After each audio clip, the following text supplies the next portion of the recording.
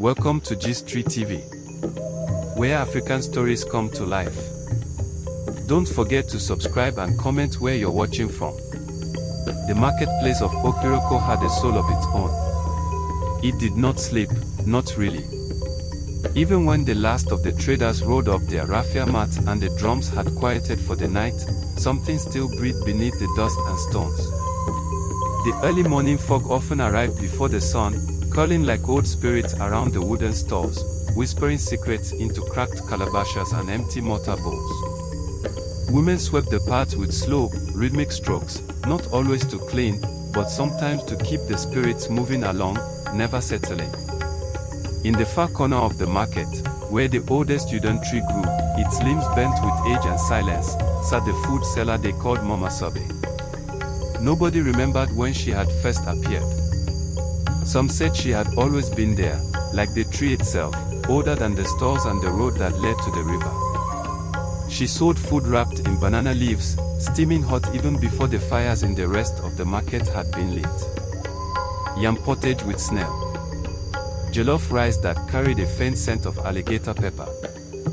Fried plantain that was never burnt. And her stew, or her stew. It had a sweetness and a depth that made even the stingiest mouths water. Customers would eat and sigh with a kind of sorrow, like they were remembering something lost. She did not speak much. Her eyes were soft but unreadable, her voice low and slow like rain on thatch. Her wrappers were always clean but old, patterned in indigo and faded red, worn like stories passed from one mouth to another. Children were drawn to her, though none ever touched her. Birds perched close but not upon her stall. And the stray dogs of the market, who barked at every other seller, would sit quietly near her, eyes lowered. But the strangest thing of all was this: nobody ever saw her arrive, and nobody ever saw her leave. If you asked around, no one could tell you which part of the village she lived in. Her name, Mama Sobe, was just what people had always called her. When pressed, the elders would squint and mumble something about her being from the old days, but never more than that. Her presence was as unquestioned as the sunrise. You came to the market, and Mama Sobe would be there with hot food and calm eyes. That was the way of things. Until the girl from the city came. Her name was Kumi, and she arrived on a Sunday with a worn satchel, city shoes too clean for market dust, and a thin layer of suspicion on her face. She was not from Okiroko, not really, though her late grandmother had been buried there. Her plan had been simple: sell some fabric, visit the shrine, maybe see what all the village noise was about. But the moment she stepped into the market, something shifted. The breeze changed direction.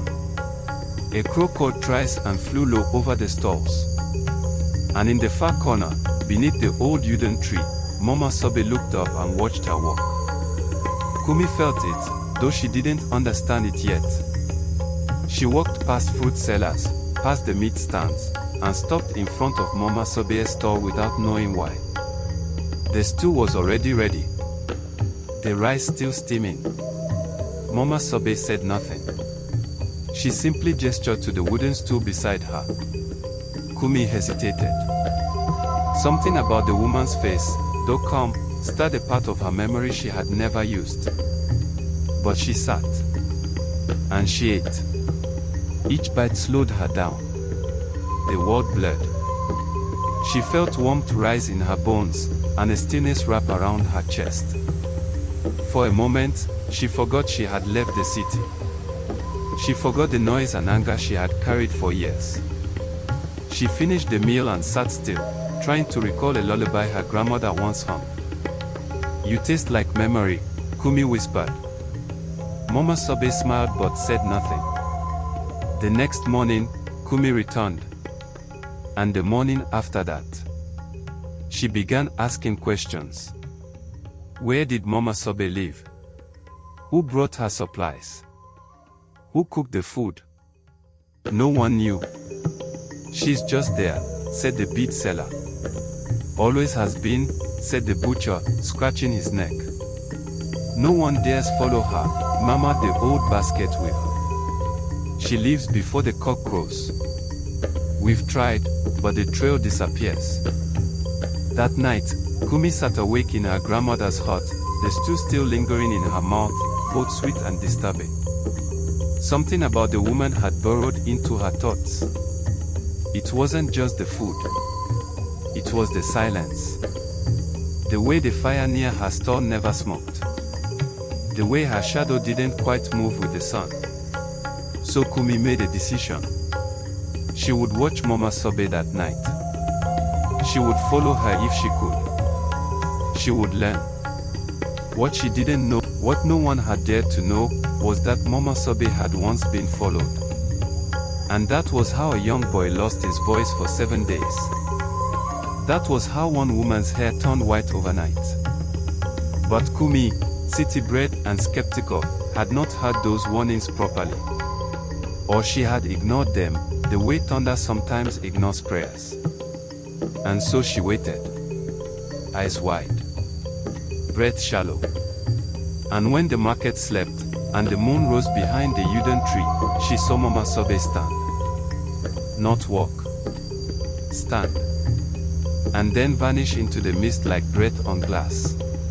At first, Kumi thought her eyes were playing tricks on her. One moment, the woman had been there, rising without a sound from her stool beneath the Udon tree. The next, the space she occupied was empty. Not empty in the ordinary way, but heavy, as though something large had just exhaled and left behind a hollow that no one else could see. The night around the stall was thick and watchful. Even the insects were silent. But Kumi was not easily frightened. Or so she told herself. She crept forward, careful not to let her slipper slap the earth. The stall still held the scent of stew and something older, deeper, like the underside of stone after the rains. She reached out and touched the wooden counter. It was warm. Too warm. As though it had been touched by sun, though the market had long been swallowed by night. She looked around. No sign of the food seller. No footprints. No voice. No shadow stretching behind any tree. But then, just beyond the edge of the market, something moved. It was subtle. Not the kind of movement the eyes see first, but the kind the skin feels. A breath of wind that wasn't wind at all. A tug in the corner of the mind. Kumi turned and saw a flicker, a pale shape slipping between trees, white like smoke, barely touching the ground. She followed. The path led through narrow alleys she had never noticed. Behind the yam sheds. Past the empty mortar house where old women pounded herbs by day. Past the shrine of forgotten things, a crumbled stone circle that the children avoided and the elders ignored. Into the forest that bordered the village like a closed eye. She walked deeper. Here, the air changed. It thickened. Grew older. Time slowed. The trees were enormous, some with roots that rose like walls, others bent like old barks. The moon found its way through the canopy in thin, silver streaks. The ground was soft with fallen leaves and secrets. And then she saw her. Mama Sobe, standing still as a tree, facing a small clearing. Her arms were raised slightly, as if cradling something invisible. The wrapper that had always clung to her body now floated, caught in a wind that did not move the branches. Her head was tilted, and though Kumi could not see her face, she knew the woman was speaking. But no sound came. Instead, the trees answered. They swayed, not like trees, but like people listening. Slow, thoughtful, almost mournful. The clearing pulsed with a dim, bluish light, not from the moon, but from the very soil. And in that light, Kumi saw things that stole her breath. Stones arranged like a heart, but not for fire. On each stone, a carving, faces worn smooth with time. Eyes open. Mouths closed. And at the center, a large god sat upright. Cracked, but not empty. Mama Sobe turned. and her eyes met Kumi's. They were not the eyes Kumi remembered. They were older now, impossibly old, and yet soft, deeply sad, like someone who had watched 1,000 villages rise and fall, like someone who remembered the taste of the first rain after the gods created rivers. Mama Sobe said nothing. Kumi stepped forward. Something compelled her, something ancient and quiet, like a drumbeat under the skin. She wanted to ask questions. Who are you? What are you doing here? Why don't you age? Why does your food taste like memory? But as her lips parted, something stole her voice. Not with force, not violently, but gently, like a hand brushing across the mouth of a child. Her knees buckled. She knelt. The earth beneath her felt warm. The trees leaned closer. The light dimmed. Then the food seller knelt too, beside her, and placed a hand on her chest. In that moment, Kumi remembered things she had never lived. Fields burning in a war that never happened. A boy dying of fever by the riverbank. A king weeping alone in his palace. A girl, herself, laughing under a tree that no longer grew. And then silence. The kind of silence that has a shape, a weight, a name.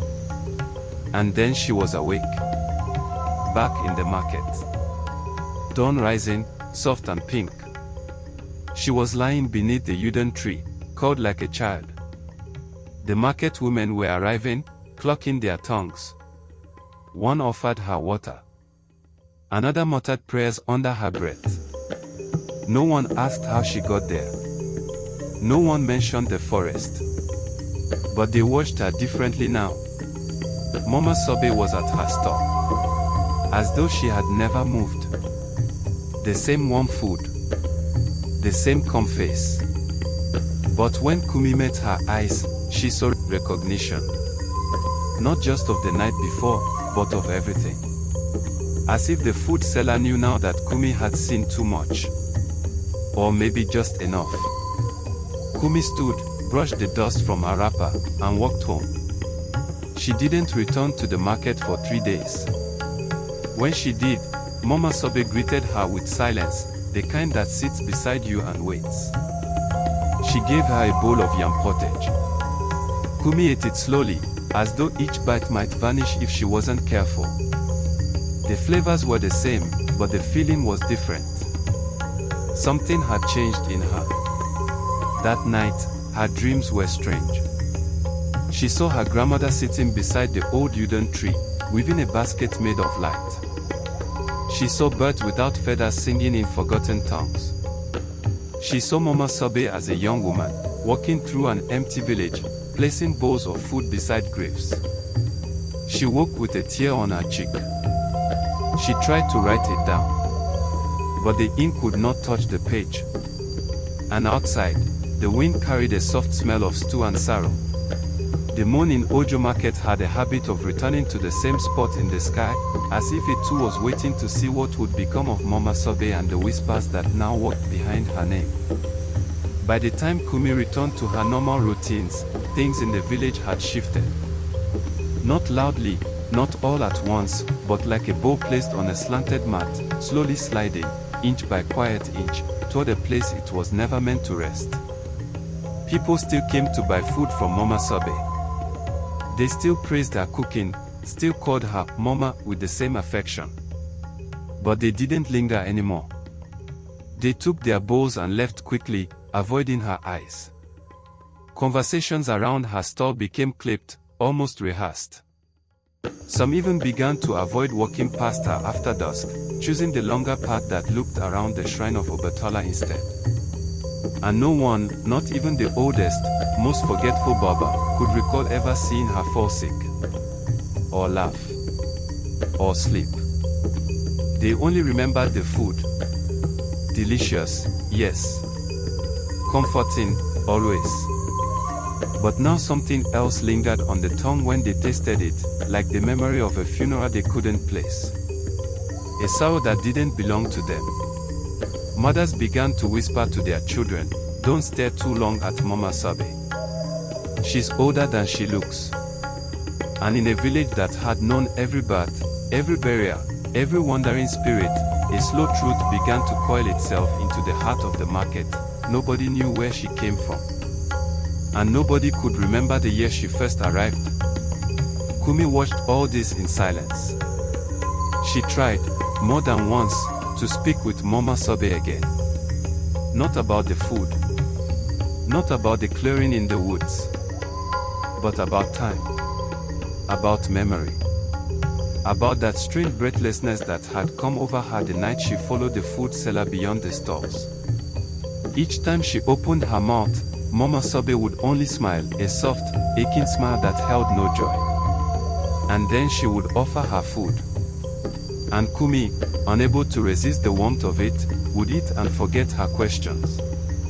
Until one day, the griot's drum cracked. This was not a small thing. The griot, Ajoni, was old and blind, and he carried the stories of Otumea in the wooden drum slung across his chest. It had been passed down through 6 generations.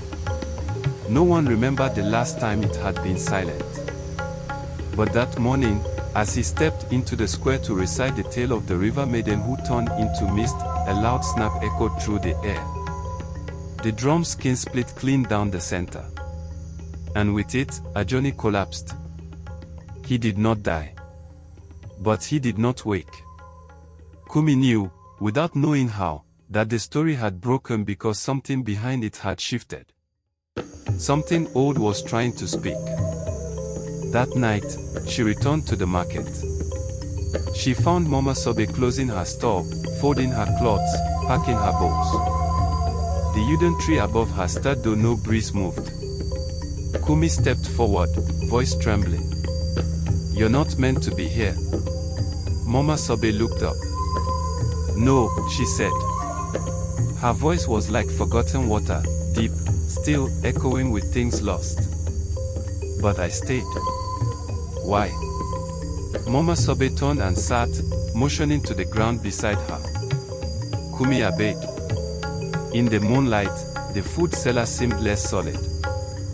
Her wrapper shimmered faintly, as if woven from old light. Her hands rested in her lap. She did not speak for a long time. But when she did, it was not in story, nor in song. It was in truth. "I was once like you," she began. "Born beneath a moonless sky. My mother said I did not cry until dawn, and even then, it was a sound like laughter. They thought I would bring joy. I did. For a while." She looked into the distance, where fireflies blinked like forgotten stars. "I cooked for my family. For my lovers. For the old and the newborn. I fed people with my hands and my spirit. And in time, the spirits came to eat, too." Kumi frowned. "Spirits?" "Yes," Mama Sabe said. "They came in shadows. Not to steal, but to taste. They said my food reminded them of life. They whispered secrets in exchange, recipes for peace, for healing, for memory. I listened. I cooked. I learned." She paused. "But I did not die." "What do you mean?" Mama Sabe's smile returned. But this time it broke slightly at the corners, as if the weight of the truth was too much to hold. "I died," she said softly, "but I stayed." She touched her chest. 10 years ago. My bones lie beneath the old fig tree where the goats never graze. They buried me quickly, without songs. It was my own fault. I had wandered too far into the in-between. I had learned too many names. The gods told me it was time. But I refused. Why? Because I heard the village crying. I saw hunger returning. The taste of sorrow too thick in every child's mouth. I couldn't leave. Not yet. So I came back. Kumi shook her head, tears brimming. But you live. You walk. You speak. No, Mama Sobe whispered. I echo. Silence held them for a long moment. Then she reached into her satchel and pulled out a small, folded cloth. Inside, a flat, circular stone, etched with lines that paused faintly. Take it, she said. It's not a charm. Not a curse. Just memory. Press it to your heart when you forget why the world hurts. Kumi took it with trembling hands. The stone was warm. Heavy. What happens now? She asked. Mama Sobe looked up at the moon, now ringed with mist. You will remember. And I will go. Kumi opened her mouth to protest, but Mama Sobe shook her head gently. The food has already begun to spoil. The trees no longer shade me. Even the shadows have stopped dancing. Then she stood, and without another word, walked into the darkness between the stalls. The next morning, the market woke as always. But Mama Sobe's stall was empty. No bowls. No cloths. Just a faint scent of stew and something older. No one remembered seeing her leave. No one remembered when she arrived. But that evening, a wind moved through the market, soft, fragrant, familiar. Children laughed as they chased drifting leaves. Mothers cooked with more joy. And in the center of the square, where no tree had ever grown, a small sapling pushed through the earth. Kumi stood beside it, hand on the stone in her pocket, tears falling without sorrow. Mama Sobe was gone. But her story was just beginning. And in every bowl of warm food passed hand to hand, in every soft silence between laughter, in every echo that hummed beneath the wind, she remained, unseen, beloved, eternal.